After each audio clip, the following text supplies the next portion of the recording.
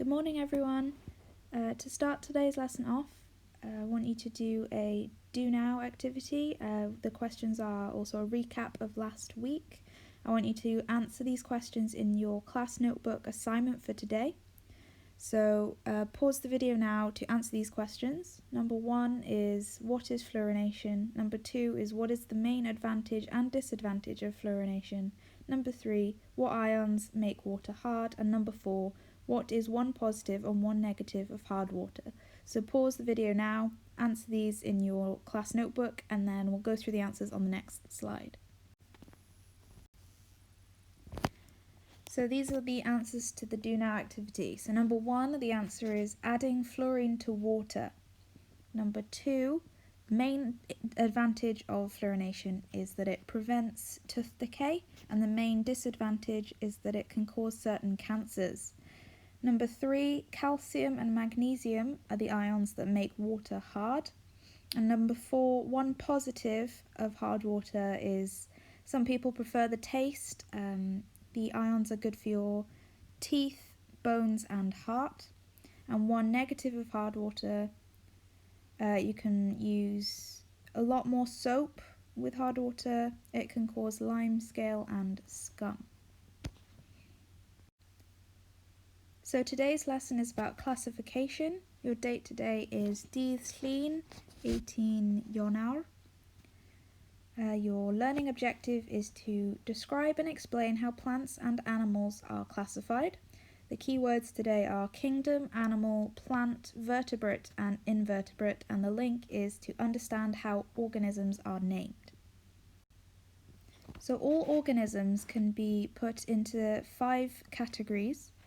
These categories are known as kingdoms, and the names of the categories are Animalia, plants, prokaryotes, protists, and fungi.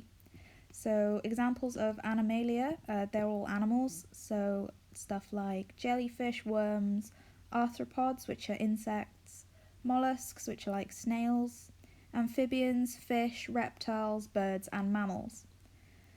Plants can include seed-bearing and non-seed-bearing plants. Prokaryotes are bacteria and primitive algae. Protists are single-celled organisms. And fungi are molds, mushrooms, and toadstools. So the Animalia category can be split into 2 other categories. That's vertebrates and invertebrates. So all animals that exist can be split into these 2 categories. I want you to pause the video now and think about, what do the terms vertebrate and invertebrate mean? And then we'll go through the answer on the next slide. So the answer to this question, what do the terms vertebrate and invertebrate mean? Vertebrates are animals with a backbone, so they have a spine. And invertebrates are animals without a backbone. So all animals can be put into these 2 categories. They either have a backbone or they don't have a backbone. Okay, so now either on a piece of paper or your book or on your class notebook assignment page, I want you to make a list of as many different animals you can think of.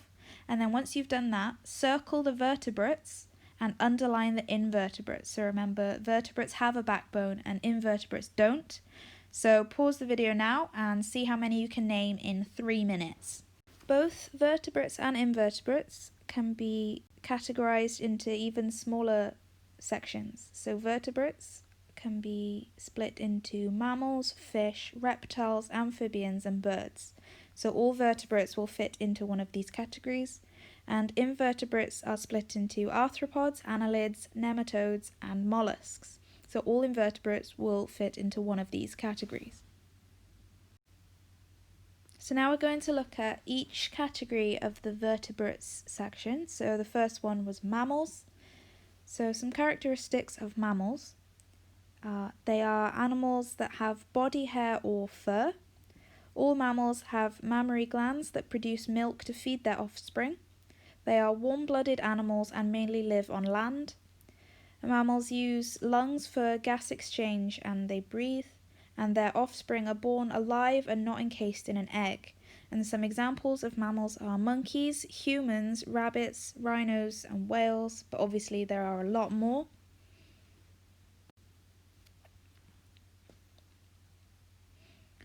The next category is fish. So fish are animals that live in water. They have gills which enable them to breathe. They have streamlined bodies which help them glide through the water easily. They are cold-blooded animals, and most fish lay hundreds of eggs to produce their offspring. Some examples are salmon, tuna, carp, trout, and sharks. Reptiles are animals that mainly live on land. They use their lungs for gas exchange and breathe. They have dry, scaly skin and are cold-blooded animals, and they lay eggs to produce offspring. Some examples of reptiles are chameleons, lizards, snakes, turtles, and crocodiles. Next is amphibians. Adult amphibians have lungs to breathe and mainly live off land. They have moist skin. They lay their eggs in water, and their larvae have gills to live and breathe in water. Amphibians are cold-blooded animals, and some examples of amphibians are frogs, toads, salamanders, and newts. So, for example, frogs will lay their eggs in water, and then their larvae, which are tadpoles, will have gills and they will live in the water. The last section of the vertebrates are birds. So birds are animals that have feathers and wings. They breathe with lungs and are warm-blooded animals. They live on land and lay eggs with hard shells in nests. Some birds can use their wings to fly, but some can't. Some examples of birds are parrots, owls, eagles, crows, and penguins. So parrots, owls, eagles, and crows can use their wings to fly, but penguins can't use their wings to fly, so they are flightless birds. Okay, so now in your class notebook assignment, I want you to fill in this table using the information on the previous slides. So pause the video here and go answer this question, and then we'll go through the table on the next slide. Okay, so here are the answers to the table. So we'll go through it column by column. So the first column is mammals. So mammals have a body covering of fur. They use their lungs to breathe. They live on land. They have live offspring, and they are warm-blooded. Next column is birds. So birds have a body covering of feathers. They use their lungs to breathe. They live on land. They have eggs with hard shells for offspring, and they are warm-blooded. Amphibians have moist skin. They don't have anything covering their skin. They use their lungs to breathe. They mainly live on land, but can sometimes live in water. They have eggs as offspring, and they are cold-blooded. Reptiles have dry, scaly skin. They use their lungs to breathe. They live on land. They lay eggs as their offspring, and they are cold-blooded. And fish have streamlined bodies. They use their gills to breathe. They don't have lungs. They live in water. They lay eggs as their offspring, and they are cold-blooded. So give yourself a tick for each box you got right. Review 2, which group do I belong to? So I'm going to give you a few examples, and I want you to think about the answer for a second, and then I'll go through the answer. So this first one, we have a duck-billed platypus, and the clues you have are 1. I mainly live in water. 2. I feed my young on milk. 3. I am covered in brown fur. 4. My body temperature is around 30 degrees Celsius. 5. I have a beak that I search for food with on the river bottom. And 6. The males of my species have a venomous spike on their hind legs. So I want you to pause the video now and take a few seconds to think of what type of animal this is. Is it a mammal, amphibian, reptile, fish, or bird? So the answer is a platypus is a mammal because they feed their young with milk, they are covered in fur, their body temperature is around 30 degrees, which means they're warm-blooded. Okay, here's another example. So this time we have a basilisk lizard. So the clues we have are 1. I have green and brown moist skin. 2. I can run on water. 3. I lay about 20 jelly-covered eggs at a time in water. 4. I am cold-blooded. 5. I feed on both flowers and small animals. And 6. I live in trees and on riverbanks. So again, I want you to pause the video here and think about whether a basilisk lizard is a mammal, reptile, amphibian, fish, or bird. So the answer is a basilisk lizard is an amphibian because they have moist skin, they can live in water, they lay their eggs in water, they're cold-blooded. And the last example is a vampire bat. So the clues we have for the vampire bat are 1. I live in caves and dark places. 2. I have a wingspan of 18 centimetres and I can fly. 3. I give birth to live young and feed them on milk. 4. I weigh 57 grams and my body is covered in brown fur. 5. As an adult I only feed on blood. And 6. I can live up to 9 years. So once again, pause here and think about which category of animal this bat is. And the answer is a vampire bat is a mammal.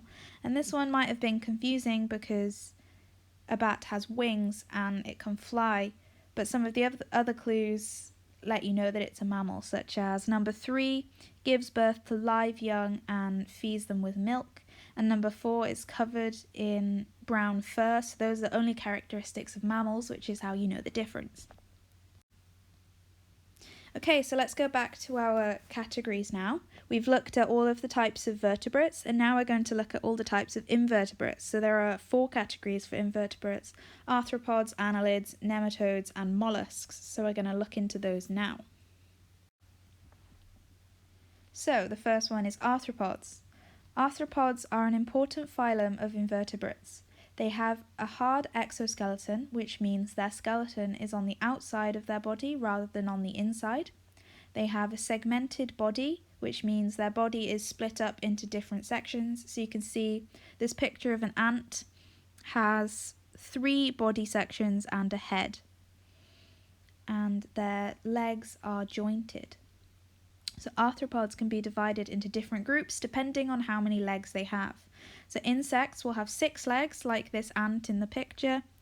Arachnids will have 8 legs, so that's like spiders have 8 legs. Crustaceans will have 10 to 14 legs, and myriapods will have 20 or more legs. So that's how we can distinguish between the arthropods and whether they're insects or not, is how many legs they have. The next type of invertebrate is an annelid. So annelids are segmented worms with soft bodies, and most of the worm's body consists of identical segments, giving it a ringed appearance, which we can see in the picture. This worm has lots of rings along its body, they're very close together, and each one of those is a segment. An example of an annelid is an earthworm. The next type is nematodes. So nematodes are tiny thin worms without segments. So as you can see in the picture, there are no little rings along this worm's body because they don't have segments. Many species are free-living, but others are parasites that can cause disease. For example, hookworms can infect humans and cause diseases. And the last type of invertebrate is mollusks. So mollusks usually have a broad muscular foot and may also have a shell. So this snail in the picture has a muscular foot and a shell, but a slug, for example, would not have the shell. So examples of mollusks include snails, slugs, squids, and octopuses. So another review now. Review 5 is a true or false activity. So number 1, mollusks are animals with 6 or more legs. Number 2, arthropods have a hard exoskeleton. Number 3, annelids have a segmented soft body. Number 4, nematodes are tiny thin worms. Number 5, mollusks have a large broad foot. And number 6, some annelids are parasites. So I want you to pause the video now and assign true or false to each of these statements. And on the next slide we will go through the answers. Okay, so here are the answers. Number 1, Mollusks are animals with 6 or more legs. That is false. Mollusks don't have any legs, they have one muscular foot. Number 2, arthropods have a hard exoskeleton. That is true. Number 3, annelids have a segmented soft body. That is true. So that was like the earthworm with all of the rings down their body. Number 4, nematodes are tiny thin worms.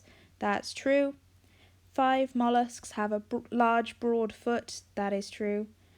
And 6, some annelids are parasites. That is false. It is nematodes that can be parasites. Okay everyone, so that's it for this lesson. I want you to now go to your class notebook assignment. Make sure you filled in everything from this lesson and answered all of the questions, and then make sure to hand it in. Thank you.